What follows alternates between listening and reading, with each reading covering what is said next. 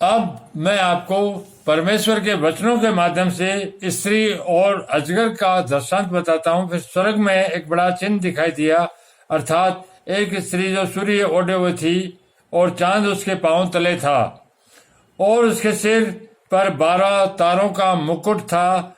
वह गर्भवती हुई और चिल्लाती थी, क्योंकि प्रसव की पीड़ा में थी।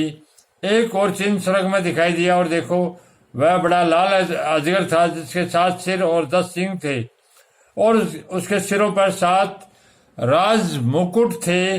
उसकी पूंछ ने आकाश के तारों को एक तिहाई को खींचकर पृथ्वी पर डाल दिया। वह अजगर उस स्त्री के सामने जो जच्चा थी खड़ा हुआ कि जब वह बच्चा जने तो उस बच्चे को निगल जाए।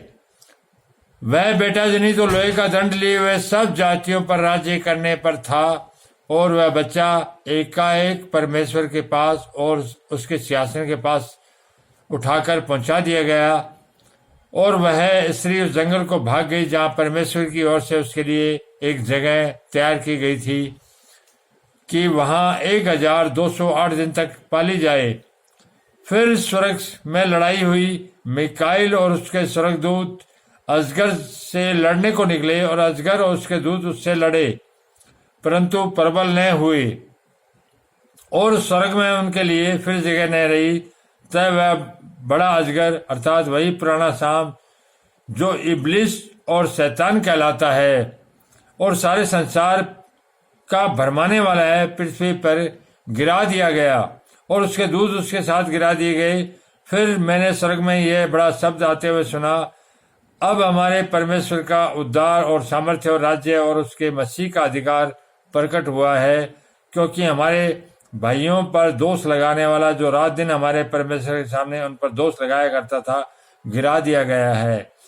वे मेमने के लहू के कारण और अपनी गवाही के वचन के कारण उस पर जयवंत हुए, और उन्होंने अपने प्राणों को प्रिय न जाना, यहाँ तक कि मृत्यु भी सैली।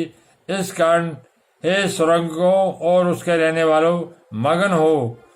हे पृथ्वी और समुद्र, तुम पर हाय, क्योंकि शैतान बड़े क्रोध के साथ तुम्हारे पास उतर आया है, क्योंकि जानता है कि उसका थोड़ा ही समय और बाकी है।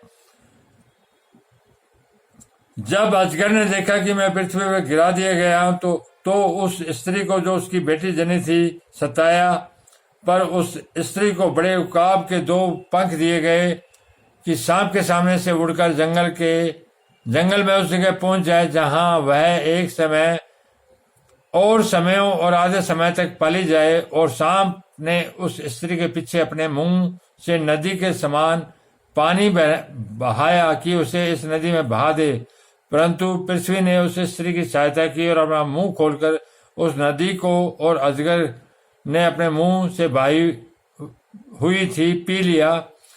तब अजगर स्त्री पर क्रोधित हुआ और उसकी सेन संतान से जो परमेश्वर की आज्ञाओं को मानते और यीशु की गवाही देने पर स्थिर है लड़ने को गया, और वह समुद्र के बालू पर जा खड़ा हुआ।